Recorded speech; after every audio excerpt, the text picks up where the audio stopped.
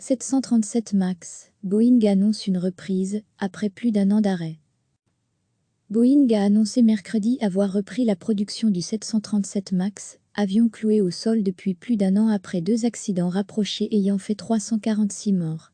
La remise en service de cet avion vedette n'est toutefois pas imminente, car Boeing doit encore obtenir le feu vert des autorités de l'aviation civile sur les modifications effectuées, notamment sur le logiciel anti-décrochage MCAS mis en cause dans les deux accidents.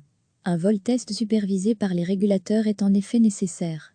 Des sources réglementaires ont indiqué la semaine dernière à l'AF que cet essai en vol n'aurait pas lieu avant juin, ce qui est de nature à bousculer le calendrier de Boeing, qui espère un retour dans le ciel du 737 MAX mi-2020.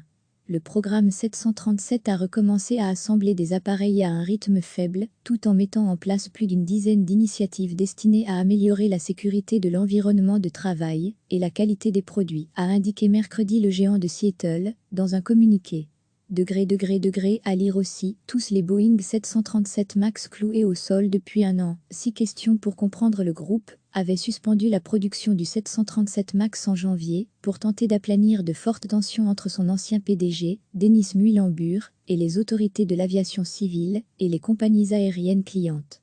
Avant cette décision, Boeing était parvenu à produire quelques 400 appareils 737 MAX entre l'accident d'un exemplaire d'Ethiopian Airlines, le 10 mars 2019, et le 31 décembre. Cet avion représente plus de 2/3 du carnet de commandes et est central dans la survie à moyen terme du constructeur aéronautique qui, comme l'ensemble du transport aérien, souffre de la crise sanitaire. Face à la pandémie, et pour faire des économies, les compagnies aériennes veulent utiliser davantage de monocouloirs sur des lignes qu'effectuaient jusqu'ici les gros porteurs.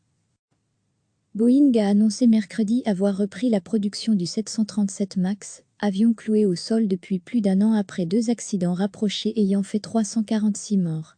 La remise en service de cet avion vedette n'est toutefois pas imminente, car Boeing doit encore obtenir le feu vert des autorités de l'aviation civile sur les modifications effectuées, notamment sur le logiciel anti-décrochage MCAS mis en cause dans les deux accidents. Un vol test supervisé par les régulateurs est en effet nécessaire.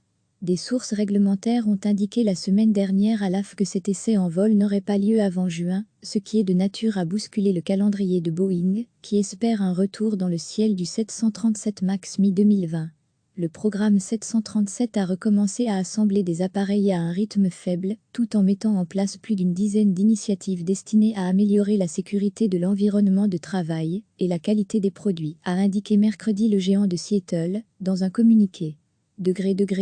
À lire aussi, tous les Boeing 737 MAX cloués au sol depuis un an. 6 questions pour comprendre. Le groupe avait suspendu la production du 737 MAX en janvier pour tenter d'aplanir de fortes tensions entre son ancien PDG, Dennis Muilenburg, et les autorités de l'aviation civile et les compagnies aériennes clientes.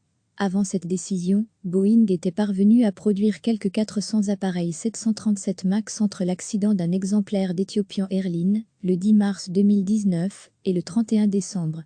Cet avion représente plus de 2/3 du carnet de commandes et est central dans la survie à moyen terme du constructeur aéronautique qui, comme l'ensemble du transport aérien, souffre de la crise sanitaire.